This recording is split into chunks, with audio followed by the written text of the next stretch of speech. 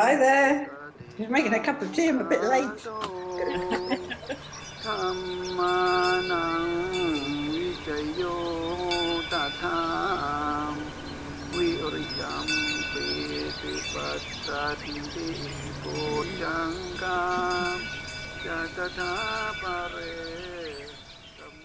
Good morning. So last week I talked about Virya and Pīti, and I'm continuing today with Pīti Passadhi. And I'm spending quite a bit of time on them because they're so closely interconnected, and they come more or less together to some degree when a meditator starts to disengage from sensory consciousness. So they're very important to understand how they interact with each other. And of course, Pīti, which I talked about last week and I'm going to talk about again, is very important to anyone who wants to move beyond the first Rupa jhana, as we'll see. So the Buddha Rupa for Friday, which is the day for Passadhi, is this one. This is a Rupa that I've never seen outside this system of 7 days of the week Buddha Rupas. So it seems to be peculiar to this tradition. The quality Passadhi is often translated as tranquility. And the story for this image is that it corresponds to the Buddha during the 7th week after his enlightenment, reflecting on teaching. He had taken his first 2 lay followers, following a Dhamma talk, and he was reflecting on whether or not, how difficult it would be to teach the Dhamma that he'd experienced, sublimely subtle. And he was reflecting also on the fact that when people hear a Dhamma talk, and that it's well taught Dhamma, then it arouses Passadhi in them. This is interesting because, as Buddha used to say, there's a moment where you can teach or you can't teach, or whether it's the right occasion or not. He used to say something like right persons, right place, right time. And the question of teaching is very important in connection with Passadhi, the quality of opening up to share something, which is rather like what the posture conveys, the hands together over the heart. It kind of indicates a moment where it's going to imminently open up to a heart-to-heart connection based on metta and all the other Brahma Viharas.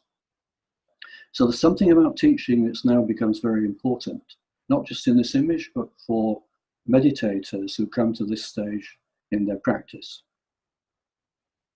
And it's interesting that we ask people to teach, probably in relation to how much they understand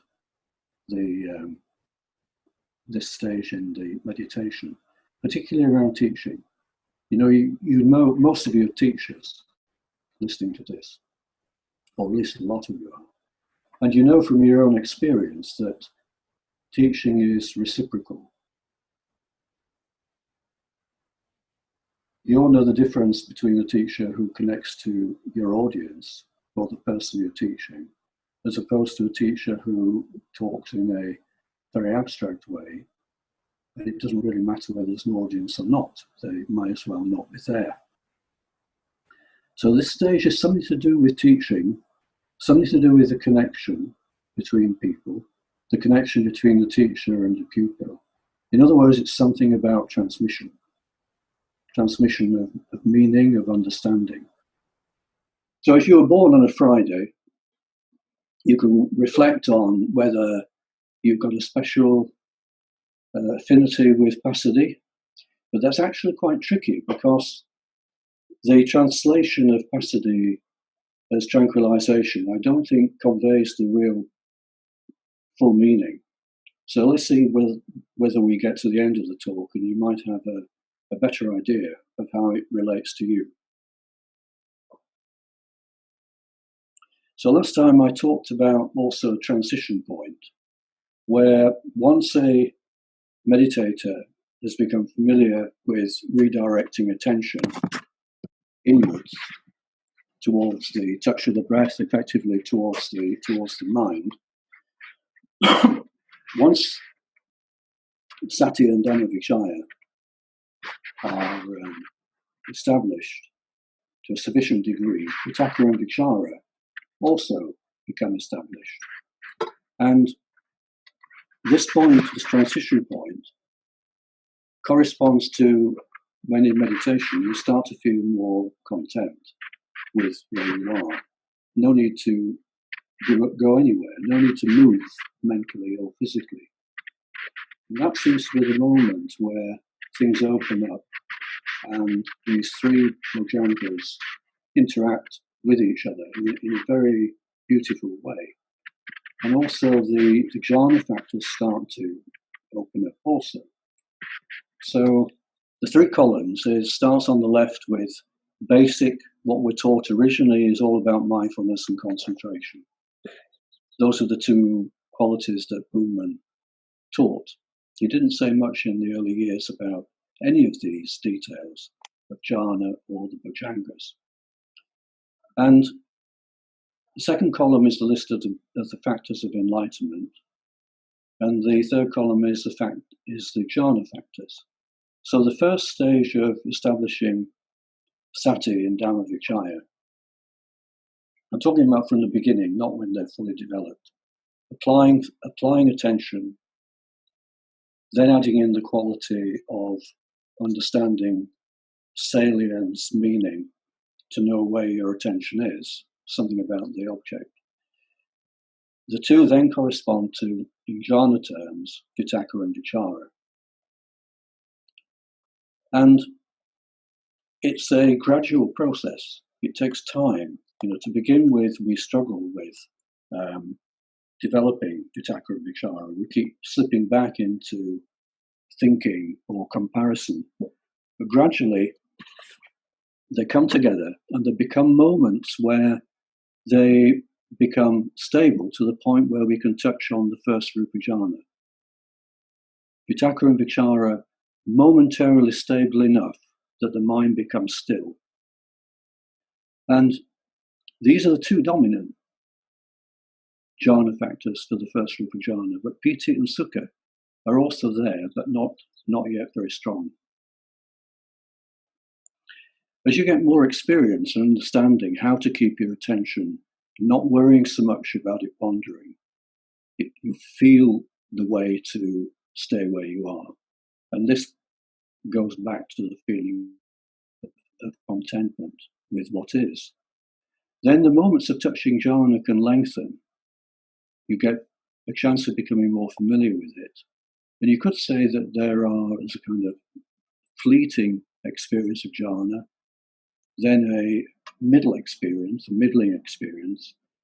until finally it becomes more understood, maybe not yet fully mastered, but enough to savor it. And at that point, the way starts to open up to the second rupa jhana. So with the second rupa jhana, what I was talking about last time is that the contentment that develops, less pull back into sensory consciousness, it means that you sense a new direction in our meditation. And the driver for this new direction is virya. It's a new direction out of sensory consciousness. We don't know yet exactly where it's going to go. But virya is not just a static energy or vigor. If you remember the physics lessons you might have had about vectors, virya is a vector. It's not a fixed quality. it implies a kind of not exactly direction, that's a bit too crude, something which leads you on, something that allows you to stay with something and see it through. And also because you're now freer from a lot of the pulls of sensory consciousness. If you look at the brain activity, a lot of the networks that previously keep going that sensory consciousness, in other words, your sense of I am, is no longer needed. The brain activity becomes much simpler, and also a lot of the energy that's previously caught up in sensory consciousness is freed. And this is related to what we feel in the body. The energization, the waking up, quality of waking up in the body. So at this point, Pīti becomes strong. And in the second Rupa jhana, the three jhana factors, Vitakka, Vichara, and Pīti, are the main factors. But Pīti particularly is now strong. It isn't that Vitakka and Vichara disappear. It's more like they become maybe latent. You can compare it a bit like riding a bike. To begin with, you wobble all over the place, and then you learn to feel how to keep your balance. And it's a bit like that with Vitakka and Vichara. So in the second Rupa jhana, where are they? They haven't disappeared entirely, but they're automatic. They're almost now part of our body-mind experience. They've somehow been incorporated into a body-mind experience, and we maybe automatically just go there. If it wasn't so, every time you took your bicycle out, you'd have to relearn how to ride it. These are the formulas you come across in the suttas for the developing the first and the second Rupa jhana. The first one at the top, Vivicheva Gamehi Patamang Jhanan, Upasangpasya Viharati. Apart from sense desires, is what I'm referring to as separation from sensory consciousness. And dwells in the first jhana is a new dwelling. And the word used, vihara, is the same word you use for a dwelling place in a temple, a dwelling place for monks and nuns. And the second one, for the second Rupa jhana, Vitakka Vicharanam Rupasana, usually translated as with the calming of applied and sustained thought, attains and dwells again viharati in the second Tutyang jhana. So I think it's a very important point that jhana is not a black and white either or situation, as some people describe it. You know, all of you know from your own experience that it's a developmental thing, that you can't just switch it on. You have to get familiar with the qualities, the factors, not by thinking verbally about them, but actually by doing it, by just doing. The term calming of Vitakka Vichara and the term tranquilizing for Pīti, they're only approximations. They don't really capture the full feeling. So what I was just saying with Vitakka Vichara, even moving to the second Rupa jhana, they're still there somehow. And that's something tricky to get your mind around, because we tend to think of things very concretely in sensory consciousness. They're either here, and if they're not here, they're there. But where are they in the second Rupa jhana? They haven't disappeared. They're somehow there latently. There's now a quality of sati and dhammavichaya where we don't have to it works by itself, you could say. And that's what holds the balance in the following jhanas. It's not that Vitakka and Vichara have totally disappeared. They've been replaced by a new way of knowing where you are, knowing your balance, just like riding the bike. What about Pīti in that case? The word tranquilizing. I think the same thing applies, that tranquilizing is not quite right.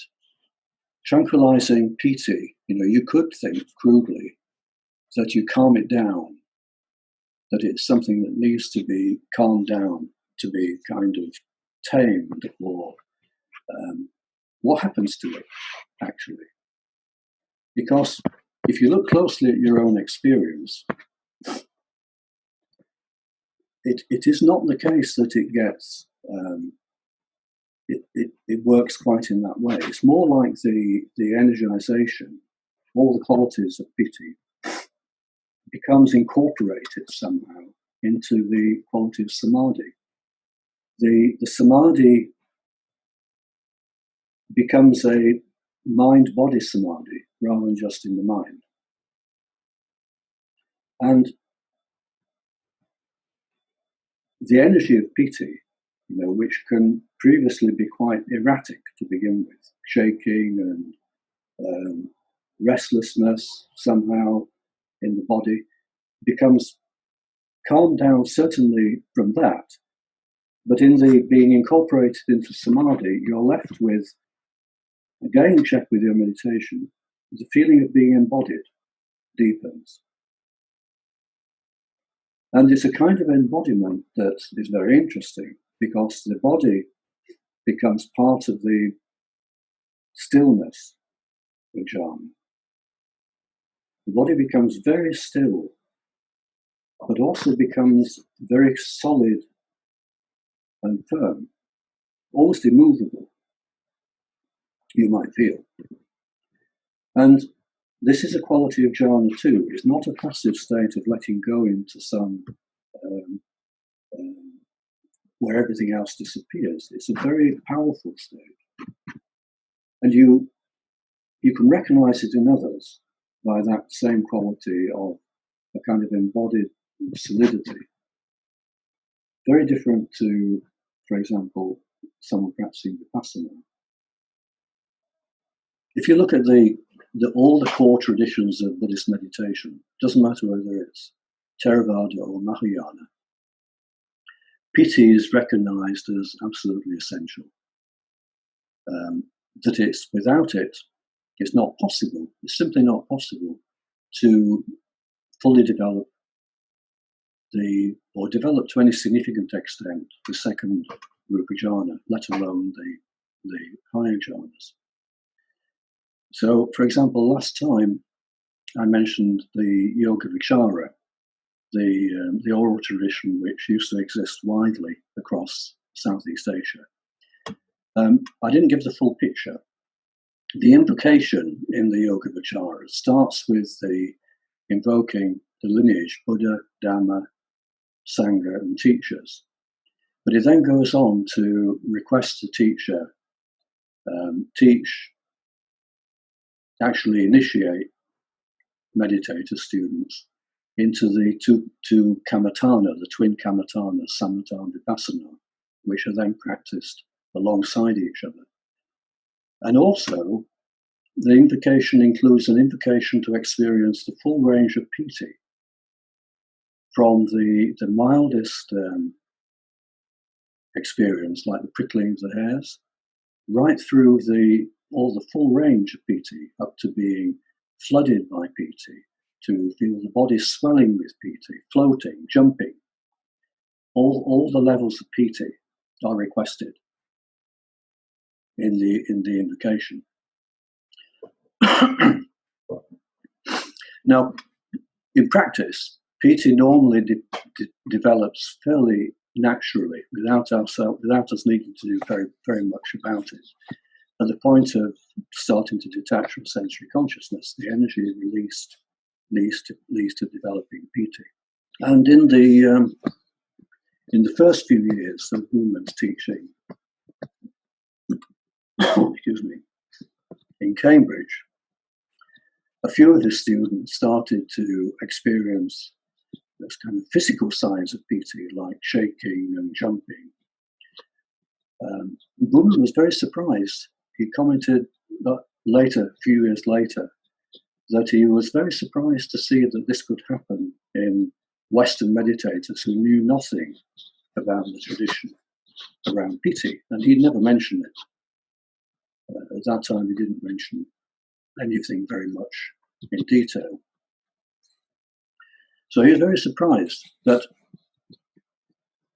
interested enough that he got one person to practice in front of a group. As far as I know, only one occasion, compared to I think it was from about 2006 on, he started to introduce that practice. You've seen it, many of you, of asking a meditator or even 2 or 3 meditators to demonstrate strong Pīti in front of the rest of the group on his retreats at Green Street. And that demonstration is slightly different to the natural arising of Pīti. And it's a practice where you can be taught to deliberately evoke very high energy states, almost to the point of instability, states that on the outwardly look almost like epilepsy or a seizure.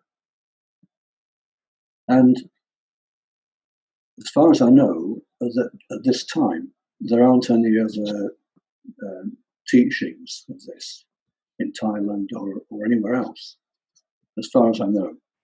Whereas in the past, in the long ago tradition, this was very common. So he taught it to 1 or 2 people in the 60s. He called it at that time the one-way practice. And he asked us at that time to carry on teaching it when he went back to Thailand in 1974. So quite a few of you learned from myself or Lance from about 1975 onwards. I'm going to give just a couple of examples, quite briefly, because with the recordings of EEG during this practice, it's very difficult to analyse. So I only want to show the kind of broad features, which is enough for us as meditators. It's going to be up to other people to look at it in neuroscience, particularly for the relevance to epilepsy. So I'll show you a couple of examples of this. This first screen is someone who is fairly new to the Pīti practice. It starts off fairly quiet recording. Then there's a point here where the instruction is given to ask the person to arouse Pīti by whatever you call it, the one-way practice. Within seconds, you can see changes. So this is very quick, even with someone not terribly experienced. And it develops over, in this case, about 15 seconds. There's a big inhibition here. You can see from these maps, this point here at the minimum, everything is more or less the left-hand map, more or less suppressed. And then various things happen during the whatever you call it, seizure or Pīti practice. This particular point is very interesting because the back of the head, the kind of subjective part, gets very active right across the midline to the frontal kind of object pole. But where everything else, all the other networks stay suppressed. And then you get a massive suppression where everything is pretty well dead. This is very similar to what I showed last week about Buddha. High energization and then big suppression and recovery, rather like the Buddha practice. The person actually, I think, carried on. So that's a fairly short, brief experience. Then the second time going back into this is able to keep it going for nearly 40 seconds. And without going into details, you can see at the bottom here spike waves that I showed last time. So there's a whole range of phenomena here which are very, very difficult to analyze because they're confused and complicated by shaking the electrode wires. And you can see afterwards, in this case, the meditator starts to develop very strong slow waves, which we know from the rest of the study developed during the second Rupa jhana, the working towards it and beginnings of the second Rupa jhana. So Pīti has allowed this person to go further into the practice.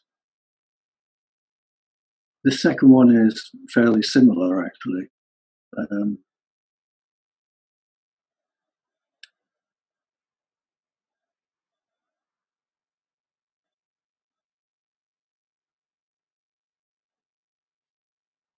The instructions given here, and then 6 or 7 seconds later, the activity starts.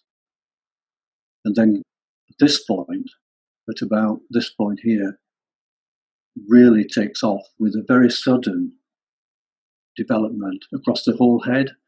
So one of the characteristics of this practice is that once meditators get used to it, you can go into it very quickly, like that point, across very wide areas of the head, which this meditator does. And the slow ways in the middle here, between bursts, are the way some meditators, most actually, seem to regain their balance.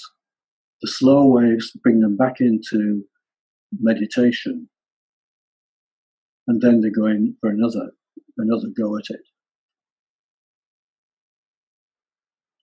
And then at the end, coming out very quickly. And again, if I showed you the record for this person later on, slow waves develop and jhana develops more strongly. And the final one is a meditator who's actually very experienced with this, who can do it to a moderate degree so that you can see more clearly what's happening. So the first, these three kind of precursors, if you were watching this meditator, you'll see this meditator jump briefly at these points. And then a little bit later, the seizure, or whatever we call it, develops very, very strongly. And again, at the end of it, when the person wants to come out, it's almost instantaneous. It's like he wishes, intends to come out, no thinking, just intends to come out and the person is out. Now, the details of this one are described in the paper that was published, actually, because it's one of the few where it's mastered to the extent that you'll see the details more clearly.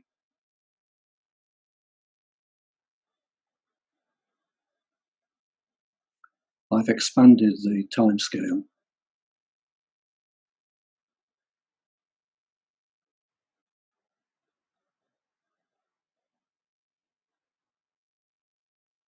Where is it? Here we are, coming here.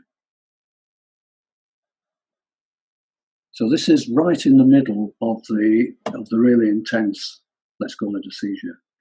And one of the traces, which is, I think it's this one. No, it's not. This one. Yeah, this trace is remarkable.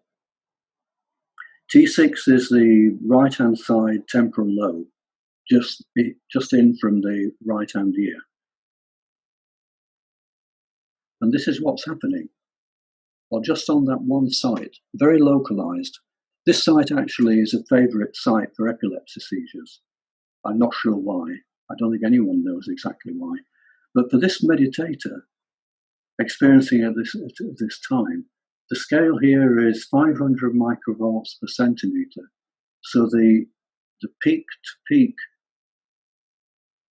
rhythm here is absolutely massive. If I turn the gain down, this one, to 1 millivolt per centimeter, the peak-to-peak is about 5,000 millivolts. which is completely unprecedented in neuroscience. And the person is sitting composed, maybe a bit of vibration, not uncomfortable, able to contain this energy and then to come out.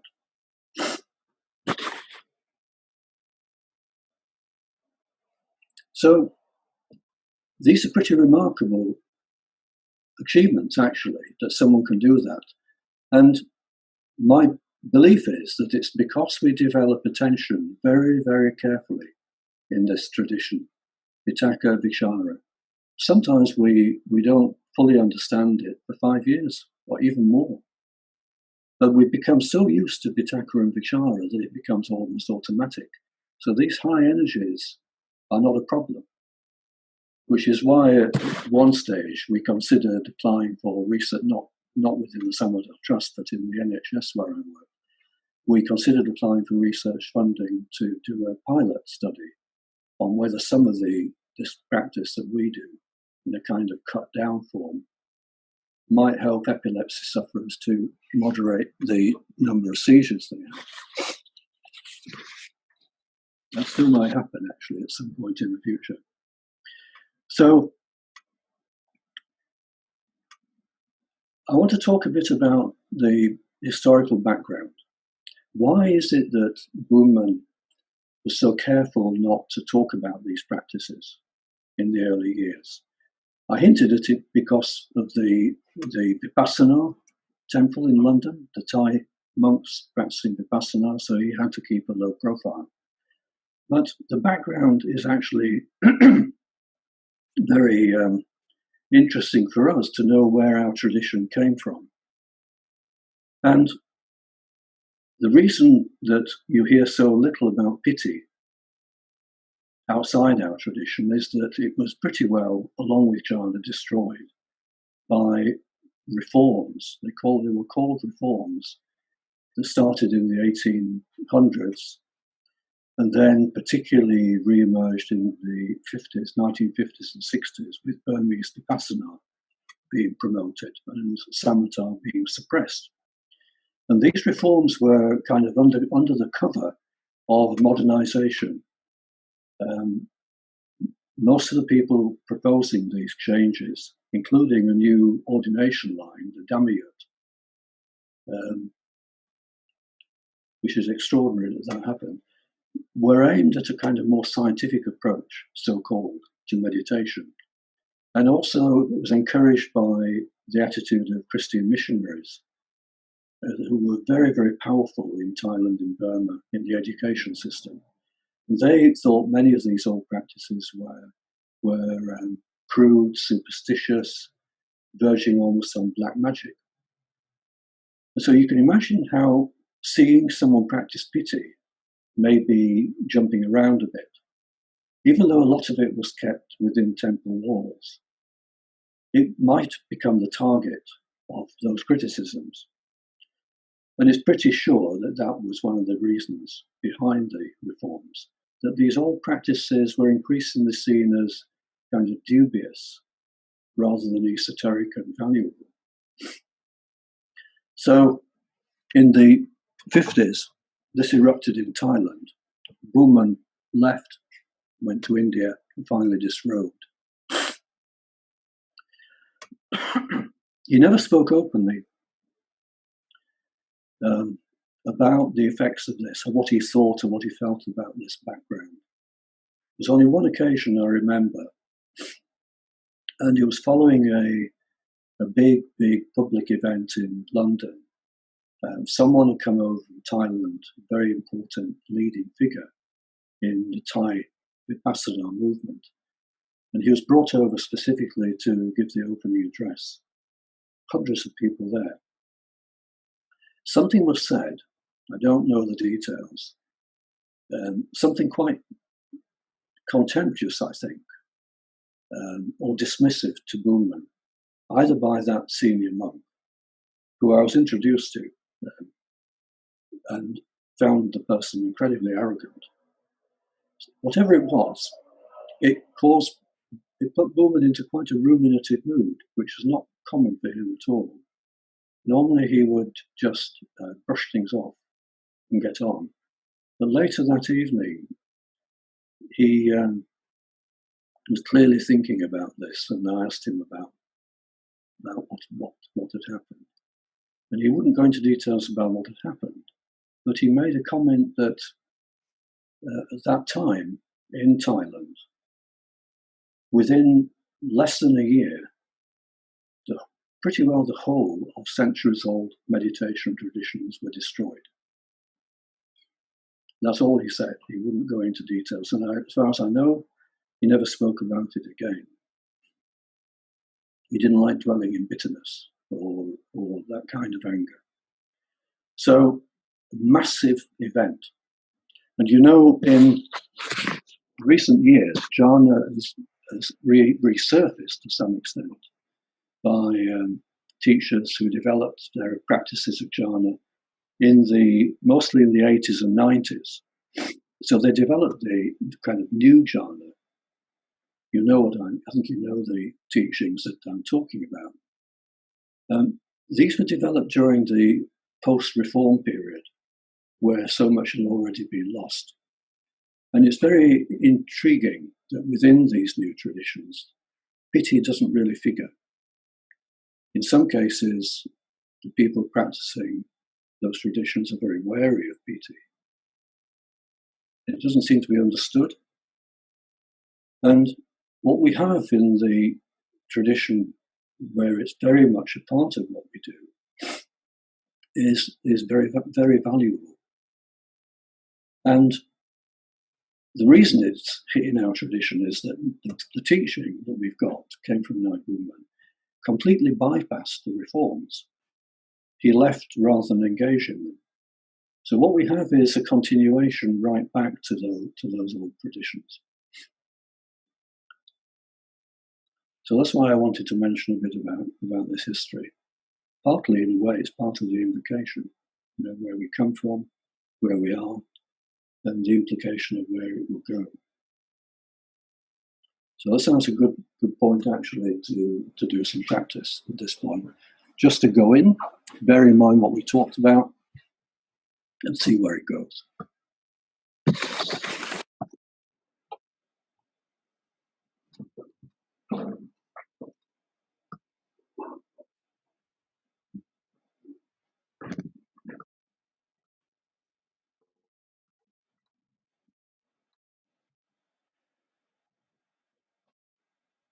So I'll sound the bell to start practice, and at the end of practice, maybe after 20 minutes, I'll sound the bell.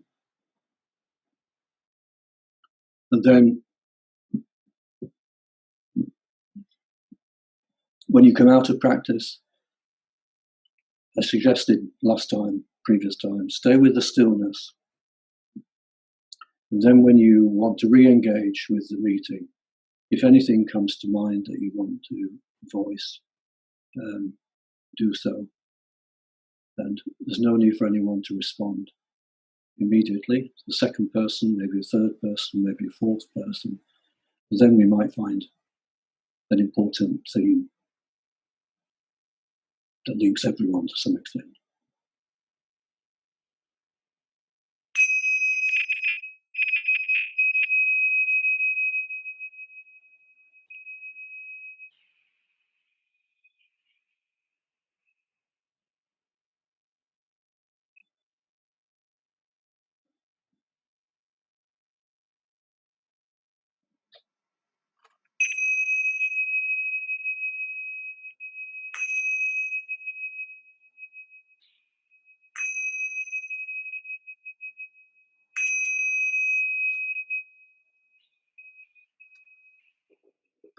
It doesn't matter what you say, it'll be relevant to pretty well everyone here. I was quite surprised at how palpable the stillness was, actually, at the very end. I almost didn't recognize it within the practice, but having finished, I was quite surprised, actually, in a very noisy kitchen with people floating about, so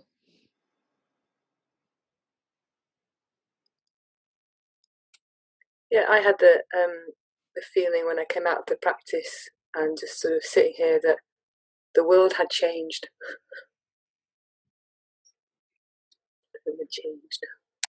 For better or worse?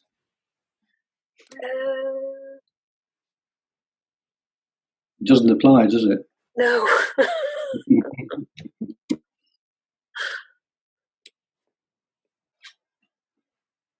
You mentioned something about being at home, I think at the start of the talk. And, although I am at home in the house, you don't necessarily feel at home in yourself. So I was feeling more at home, I guess, because it's also pretty noisy, and it's noisy in the street. The neighbours are out in the street all day. So I'm having to leave the home and find quiet places, like quiet place on the golf course, and coming back and feeling more at home. Yeah, finding a point at which you feel completely safe. Here, it's a truly safe place when everything is not particularly safe everywhere, and people are taking risks. They're in close proximity with each other, and I don't feel that they're behaving in a safe way. So at least you feel safe within oneself. And the other thing I was thinking was, could you use the word Sangha instead, as your focus of breathing in Sangha, breathing out Sangha? Yeah. I mean, whatever's going on for you is what's going on for you. So if a thought like that comes up, it's really using the kind of symbolic nature of words and syllables. So it could be Buddho, Pīti, Metta, Mudita, Karuna, Sankha.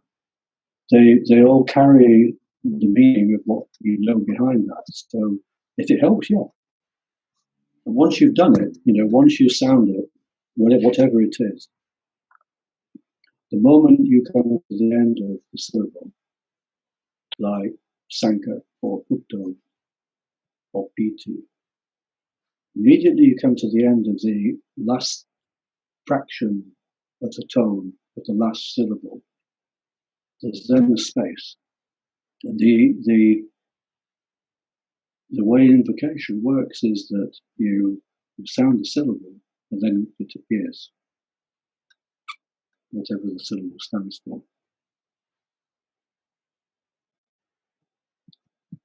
Very nice.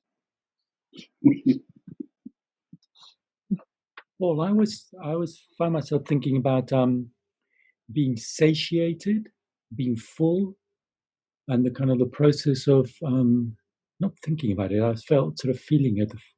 The way I was thinking, I was struck by the way you talked about Pīti and Passaddhi, and sort of being the Pīti being released and just sort of filling up the whole of the body with it.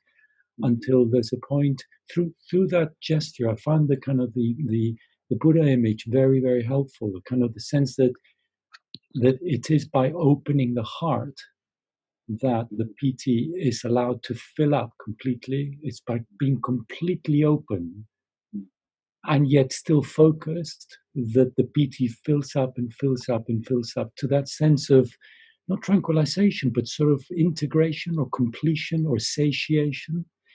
And slightly weird, but I kept getting an image in my mind, and I'm going to share it, although it is a slightly weird image. I had a kind of repeatedly in the practice an image of an infant at the breast, and the infant being totally focused on the face of the mother, like the nimitta, and being filled up by the milk, by the Pīti, until the whole of the body is completely full, from the top hair of the baby to the last little toe, with a kind of contentment, a sort of fullness. And so I was very struck by that. Yeah. It's interesting you say that, Charles, because the feeling quality for me in the practice. And I'm not quite sure whether it was just a feeling or it was almost like being in a space that was very rich. And when I came out of the practice, the sense was of richness.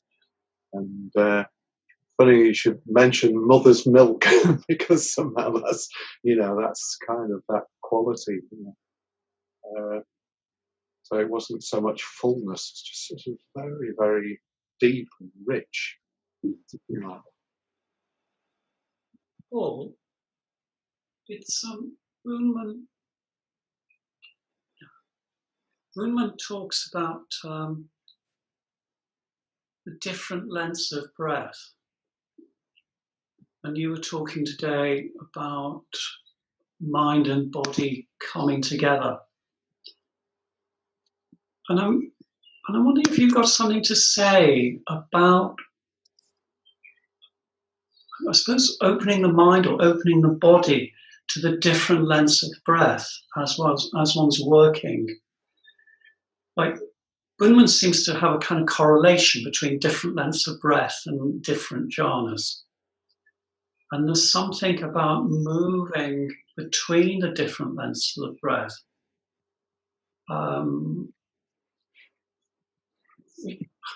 which gives a kind of breadth. People have been using the words richness and so forth. There's something about working with the different lengths of the breath, which gives I suppose breadth or expansiveness to the practice, and it's the movement between the different lengths of the breath which seems very valuable in this. Bunman used to say that the duty of mindfulness is to be aware of the length of breath, but I'm wondering how that works when you're working with Pīti and Passaddhi.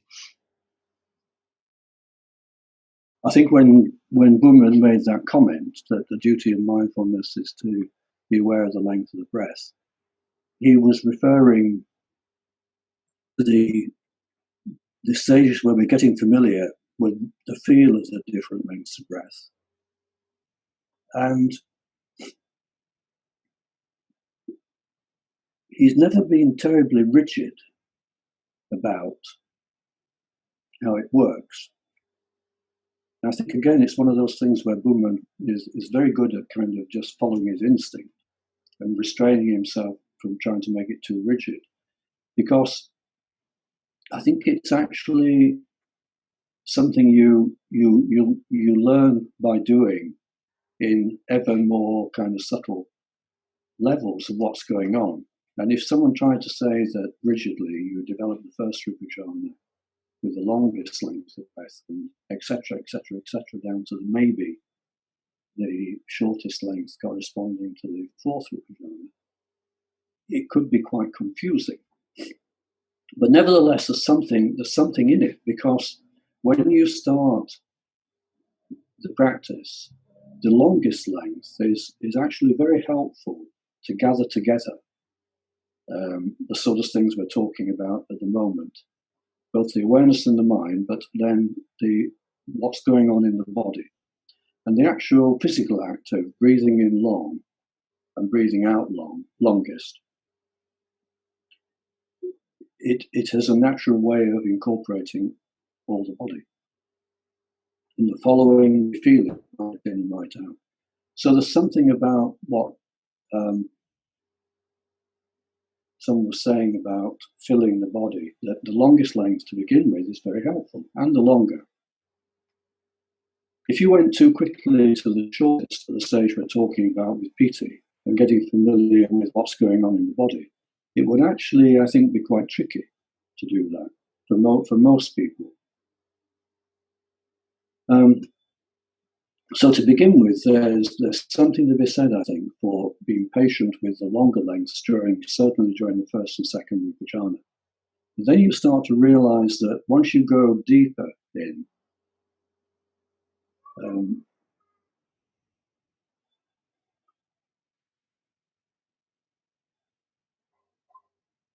it's an interesting kind of side issue.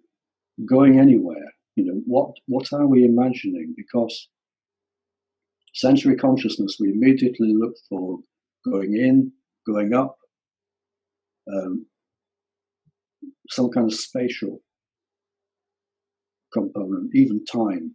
Whereas actually, when you're settling towards absorption, it becomes more, everything comes together.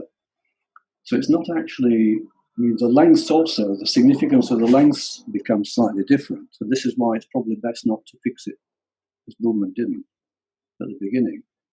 So the feeling of contentment, for example, you might have been practicing the longer or longest length of breath, and you get familiar with Vitakka Vichara, and it becomes almost automatic. You start to feel more content where you are. Everything becomes simpler.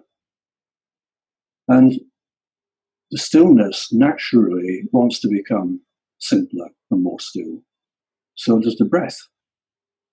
So without focusing on the length of breath, but still aware of the breath, mindfulness is still aware of the breath. It's aware of the in-breath, aware of the out-breath, and aware of the sign, the nimitta. And the natural progression is to allow it to just fill and deepen, as people were talking about. You're talking about dwellings too, in a way, a new space, a new world, or a new experience. This is the, in the formula, that's the vihara, getting familiar with a new space or a new experience. And the length of breath becomes almost irrelevant because it's no longer anything you've got to control. It becomes part of the samadhi. And it may be that for one person it stays quite long, but extremely slow or extremely gentle. For another person, it may be slightly different balance of length and timing. But whatever will happen, for sure, it'll get more and more still until finally everything comes together, finally, at one point, almost like a singularity. There's no longer any up or down or going anywhere. Everything becomes very still. The samadhi becomes very still. Nothing is left out, both in the body and the mind, beyond in the second or third jhanas. And so you then start to realize that the whole idea of going in or out, or up to the first or second or third or fourth where, it's not really up there at all. It's just everything becoming more and more and more still and deeply satisfying right up to the third jhana. And then finally just perfectly balanced. So the length of breath eventually takes its own course. Then as you get more familiar with that, you can actually use it more constructively to explore, what does it feel like? And you find that with the shorter lengths, it's more of a challenge to your concentration. And not to lose mindfulness. Whereas the longer has got a different feel. And I can remember having talking with Buddha a few years ago, up on the roof under his Bodhi tree, which is his main vihara now, actually. He pretty well lives up there. And he just commented that, getting older, this is already in his 80s, it doesn't end the fascination with the breath. There's always more to understand. And it becomes almost limitless in time and space. So you remember connections that you might have done 50 years ago. Or, for example, last week, what comes to my mind at this moment is Francis's comment of feeling stretched. Mm. And there's something about the length of breath, but also the body and the role, all the stuff I've just been talking about, where if you've been practicing at one point the Rupa jhanas and at another time the Arupa jhanas, you may well come to a point in the Rupa jhana where your instinct tells you to let go of the boundaries in time and space. I suspect that's probably what was coming up for you last week, Francis, when you made that comment. there's a point where, as part of the kind of simplification and the wish for ever more subtle stillness and clarity, that there may be a point you wish to let boundaries go, and then before you know it, you're in the Rupa jhanas. Yes, I wanted to ask you that I did feel very, it was quite peaceful at the end of the meditation. But then I had this thought come into my mind, like you mentioned in the talk that jhana is not a passive state. So I kept on, it's not passive. Should I be active at something if I feel like, if I feel I'm close to that still point? Oh, I see. Yeah. Yeah, that's a probably good point to mention, because it might have occurred to other people if they heard me say that in a certain way.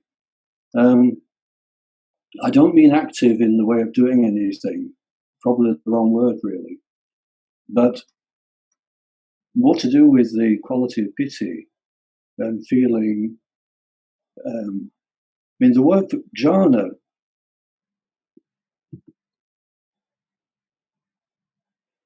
there are two roots, if I remember correctly, to the Pali word jhana. One is kind of meditation or thinking or considering. The other is burning up. And the implication in terms of samatha meditation is burning up any obstruction, hindrances or whatever, so that the path becomes clear. Jhana in that sense is very clear and powerful. That's the kind of quality I meant, where it's not needing to do anything at all, but the stillness, the quality of jhana, which is stillness that you feel at the end of your practice, terribly important to kind of really feel and savor that stillness. It's a stillness where what I mean by very far from passive is, if you wished, you can be active. I suppose it's partly why people practice things historically like Tai Chi, which appears to be very, very still, where it can also, in an instant, explode into the most powerful action. So when you're sitting and experiencing the beginnings of jhana or any of the jhanas, you feel no longer any pull into thinking or doing or wanting to be anywhere else. No need to be active. But part of that stillness is feeling that everything is available, actually, if you did need to. Okay. Yeah. Yeah, it makes sense. Okay, thanks, Paul. Hello. Paul, can I ask a question? When you're describing about piti, and when you're showing the graphs, you use the term scissor. Is there any particular reason to use the word scissor, or is there any kind of, because when I heard scissor, it's got a sort of slightly negative sense, because it's kind of I don't know whether you had any kind of particular.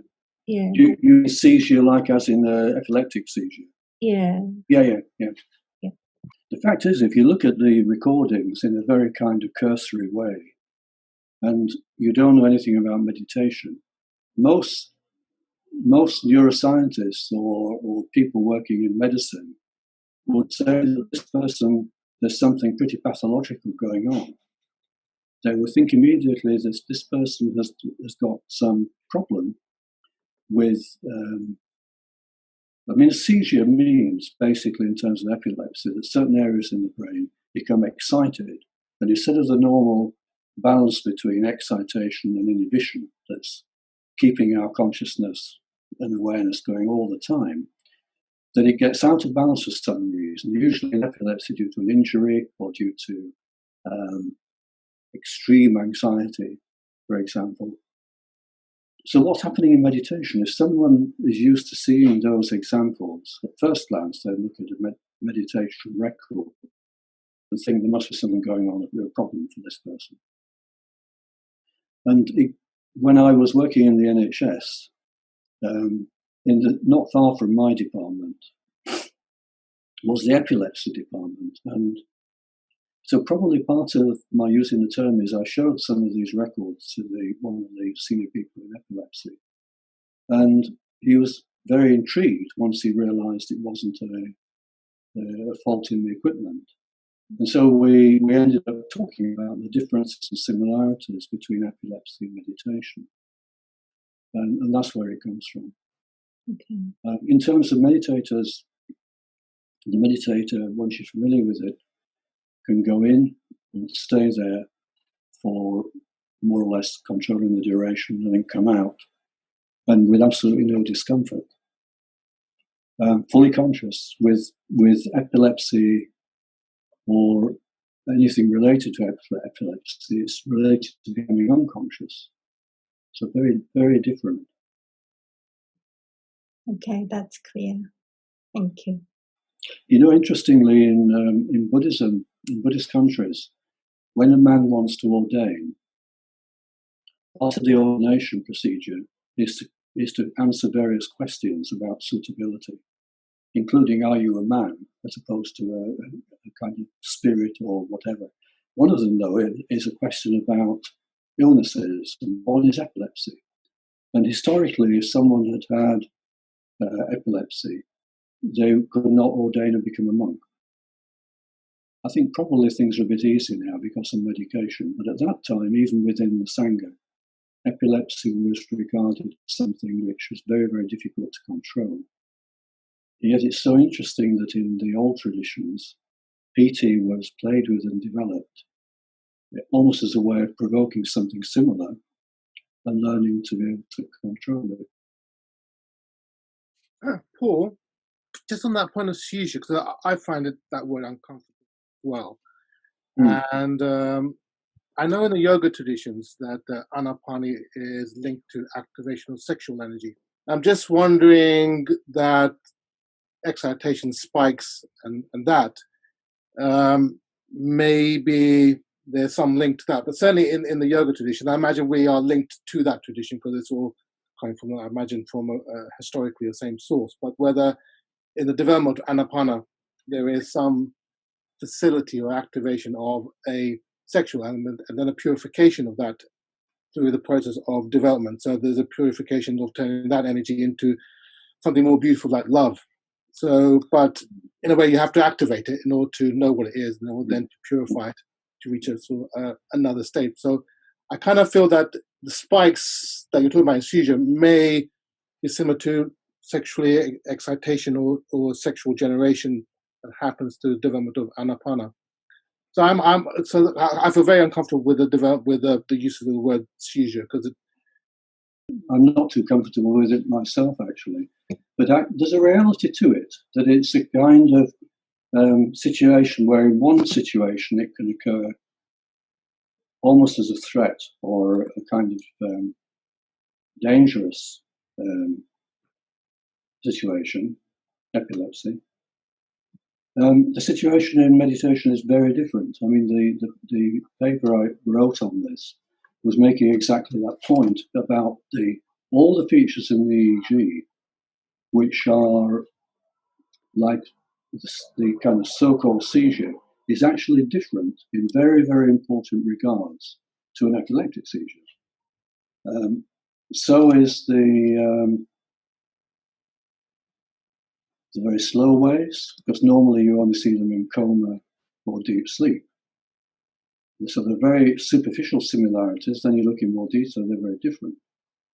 Then the spike waves that some meditators show are actually more to do with disengaging the eye at the back of the head from the core region of the brain, and they're not the same as absence epilepsy. But I retain the term occasionally because of comparison. What are the differences? The differences are so important. I mean, when you're talking about Pīti, and it's like the body waking up. And of course it incorporates and is related to, among other things, sexual energy. And of course samatha historically is related to a deep knowledge of yoga. I mean, the kind of mind-body samadhi I'm talking about, where Pīti is incorporated into the samadhi, that is yoga. That is the meaning of yoga. Mind, body become integrated deeply. Nothing is left out. Nothing is left out. Any distortion of the energy becomes calmed into that vertical jhana axis. There's no longer any connection to the usual routes of action, the adrenaline system, to sexuality. All that is calmed into a quite pure, refined stillness, but yet a stillness which is very powerful. I mean, the other comment that you mentioned about sometimes having to become familiar with including the sexual component. What you have to become familiar with is the whole feeling and quality of the energies in the body. And it's fascinating when this wakes up. Absolutely fascinating. I mean, many people, not just men either, men and women, are capable of experiencing this very, very strongly. As you've seen sitting in front of a meditation group in Green Street, when women ask not just men but women to practice, it can be very, very powerful. The real challenge is when you've had enough of that, not exactly had enough of it, but you get familiar, you can push it right to the limits. The really fascinating thing is the most subtle point at which it arises and the most subtle point at which it can quieten. And that's the point where it becomes part of the deeper samadhi. I found it very helpful to practice with that notion of embodiment kind of just at the back of my mind almost. And there was a moment when it seemed very clear that Pīti, that sense of the body waking up, was happening. And it was almost like something becoming more alive in a way. But it was, I suppose, when we talk about body, it's more than the physical body on its own. Something's happening in the whole of the being in a way. But very helpful just to actually see that process occurring. Seemed quite clear. And seeing that in itself seemed to aid the process of keeping the attention steady, so that doesn't become a moment when you become distracted, but actually a moment when you can go more deeply into that process of moving towards samadhi, and of almost getting a sense of that quality of the vichara quality, where you just allow something to happen by itself. It's almost like the body knows what it's doing. You can almost leave it to it. Yeah. And then that you can link back right to the beginning, the first talk, sati and dhamma-vichaya. They start off very, very simply. Sati begins by just placing attention to know where you are. And then dhamma-vichaya very, very simply by a kind of questioning, a curiosity and a learning to understand where we are, qualities. What you're talking about later on, further on, that becomes more and more refined, so that the same qualities are holding your balance in actually very, very subtle ways. And as you realise that, you realise that what it means by in the Yoga Vichara, talking about the twin kamatan, those samatha and vipassana are there, working together. In fact, you don't need to discriminate them by different words. That quality of knowing and holding that point of balance requires both samatha and vipassana, mindfulness and concentration. And it's a lot to do with just getting familiar. The thing about the body as well something Vijay said, and also something you just said. And then last week, someone mentioned sometimes deep sadness can come up. When the body starts to wake up, anything that is held in will become freer to be experienced. It could be deep feelings from the past. It could be complications around where the energies run in the body, tensions, anxieties. It could be related to sexuality, being overvalued in a certain way or inhibited. All this starts to come into the melting pot. And the interesting thing about Pīti, and the Tibetans are very aware of this, is that if you do allow this process to develop and are not afraid of it, which means having a sangha around you, a safe place to practice, a safe vihara to practice, and good friends to practice with. If you're not afraid of it, these things come up. And there's a great opportunity for them to find their own new balance. You know, often someone practicing the vigorous Pīti practice, just occasionally, might use it to like reboot the system. And coming out of it can be a feeling of more clarity. It seems to me what works quite well for me is to be aware of the whole of the body. So I often find it quite helpful before I start the practice to be aware of kind of top of the head, base, and the whole lot as one big object, I suppose. And then rather than any specific parts, but just that kind of wholeness, and that when there's that kind of peace there, it's as if it fills the sort of whole body quite equally. And it seems just quite powerful to have the whole of the body quite equally kind of included. Yeah, there's a bit of a theme in what we're talking about, a new kind of dwelling place. You know, some of the resonances, like Charles was mentioning, to the very beginnings, being in the womb originally and then coming out and having a close connection with the mother and survival through milk and all that. And it's intriguing that in the Yoga Vichara, there's a lot of symbolism to those original embryo stages or early development.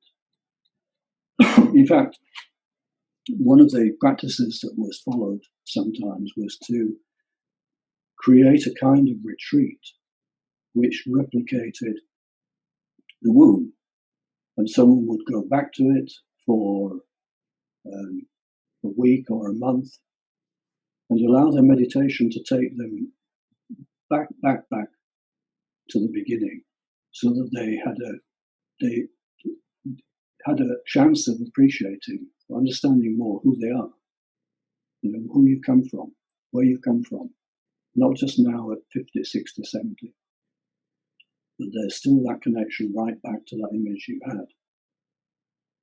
And it's still alive.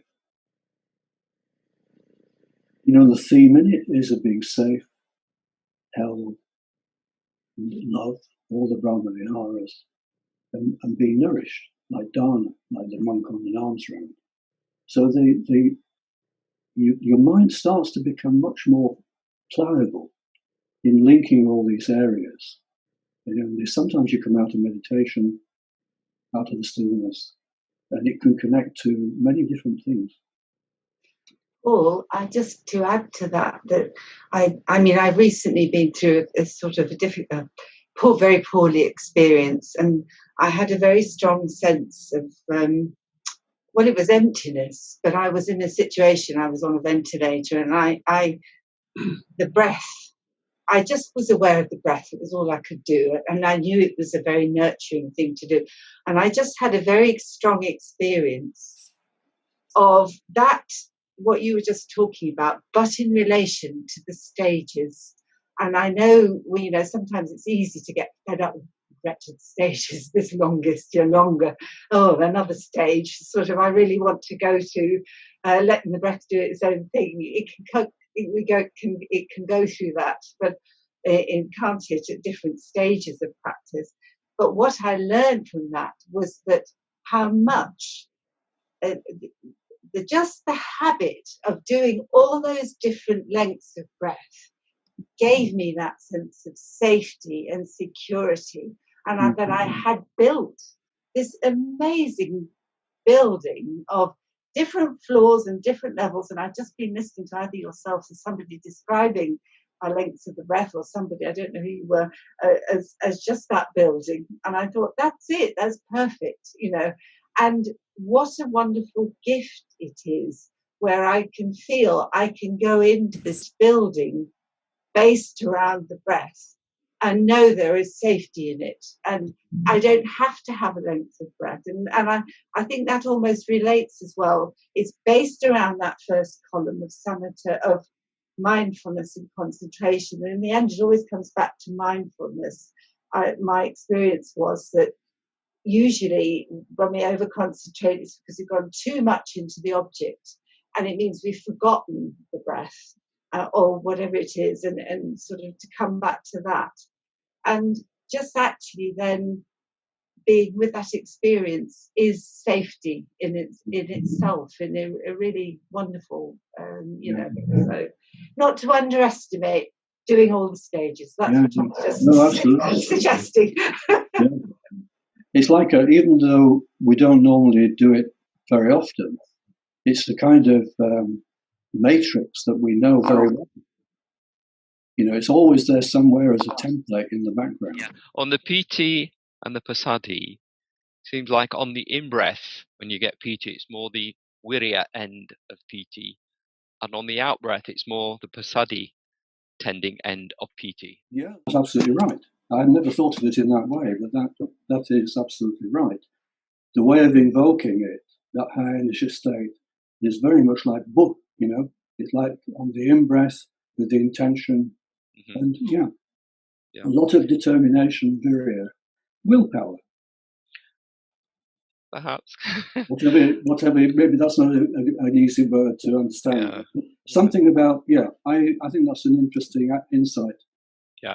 So the arising of the beginning, the components of what I call the kind of seizure, virya and Pīti very strong, and then often of the coming out of the different phases, there's much more slow wave activity, which is much more like Passadhi and vichara, calming it down. Yeah. And with regard to the body, I find it helpful to think of like the nimitta light coming into the body and kind of flooding it on the in-breath with some Pīti. And then on the out-breath, rather than it just going out that way, it kind of seeping out through the seams and going back to the nimitta. And that kind of connects it all together quite nicely. Yeah. I mean, someone in a kind of full-blown mode is not really able to think like that. But if you're playing with the kind of subtleties of it, you can.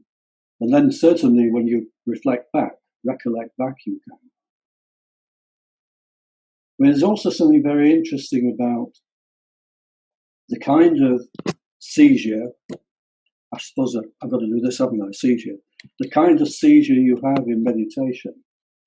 And someone gets into the kind of what in epilepsy is called an ictal, ICTAL, ictal episode, where there's a jump or a shaking. In the meditation version, it's nearly always on a vertical axis. Whereas in epilepsy, it's much more chaotic. Paul, it just struck me, particularly in this practice, actually, that the visceral nature, actually, there's a kind of a balance between the visceral nature of practice and how delicate the breath is. It was like those two things trying to, and then when they come into balance, there's more calm, and the sort of and also the visceral nature of Pīti can be a bit uncomfortable sometimes, when it feels very strong, and I think it's particularly strong in a group. Absolutely. Yes. Absolutely. And, sort of just, and it's almost like the body is like reminding you, or being embodied is really important in the practice, actually. Yes. And it just, I don't know, it particularly came up in this practice, maybe because there's so much energy, how, trying to work with those two things, that the body has to, because sort of straightening the body is very important. The body is like the natural intelligence of the body wants to straighten, actually. If you let it, it will straighten. But how you have to be part of. There has to be safety in that, or the energy not contained, but the sila, I suppose. Sila for me, I think is part of that. Very, very much. You wouldn't teach someone the arousing of Pīti in this way, in a strong way, unless you were really sure they were ready to do it, feel safe and confident enough to do it. And if you're doing it in front of a group in a retreat, like Buddha did, he was always very careful to ask those watching to extend metta to the person going into that mode, because that's a great protection too. And there are a few episodes that I've recorded which can be analysed more clearly. The last one I showed was one. And quite a lot of the people who got familiar with it, there's a quality, you may remember I mentioned the alpha rhythm early on, which is the kind of resting state rhythm, which is normally associated with someone being relatively happy and relaxed when you close your eyes. And quite a number of the people who are fairly used to doing that Pīti practice, apart from all the powerful disturbances, particularly in the temporal zone, like you get in epilepsy, they invariably have the slow waves, which indicate a very longer timescale ability to hold things together, rather than just react. But they also have a degree of alpha rhythm, which you normally see in someone who's quite happy. So metta towards yourself doing it too is very important. Because if you, and then actually all the Brahma Viharas, like someone was mentioning last week, very, very helpful. Because if you're doing it on your own, you have to be careful to have that kind of balanced approach. Otherwise, it can become rather cold and not terribly productive. If it's done in the right way, it can be light and invigorating, and you come out, or at the end of the practice, you may go back into jhana and find that you can become even more still and peaceful. I think in your experience of the Pīti practice, Angeline, you were probably a little bit surprised how much it was helpful to you. Sorry, how much you found it helpful. When you maybe some people are very surprised. They think of it as a very, seeing it initially, it can be frightening to some people, and it was. But I remember you telling me how you found it very helpful. What I find fascinating is that, in the history, I'm quite sure that the suppression of jhana and samatha came because people saw this practice and were seeing it as unclean, rather, in some cases, sexualized, in some cases, veering on using it for black magic purposes. And I'm quite sure that led to a kind of almost like intellectual middle-class justification for suppressing those old practices in Burma and Thailand, in fact across all Southeast Asia. And then Bunman does this in front of meditation groups several years running, probably about at least 10 years running. And he did not try to justify it or explain in detail why. Basically, he wanted people to see and feel it. And some people were very disturbed by it and did not like it. In one or two cases, dropped out of practicing samatha, which I think it gives you a little bit of insight into what it might have been like historically that caused the problem with the so-called reforms. Fortunately, we haven't reformed ourselves to get rid of these pity practices.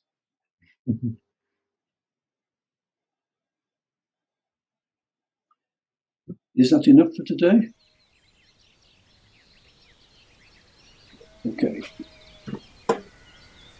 I will sign off and see you next week. Thank you, Paul. Thanks, Paul. Thank you, everyone. Bye, everyone. Bye. Bye. Bye. Be well. Thank you. Bye now.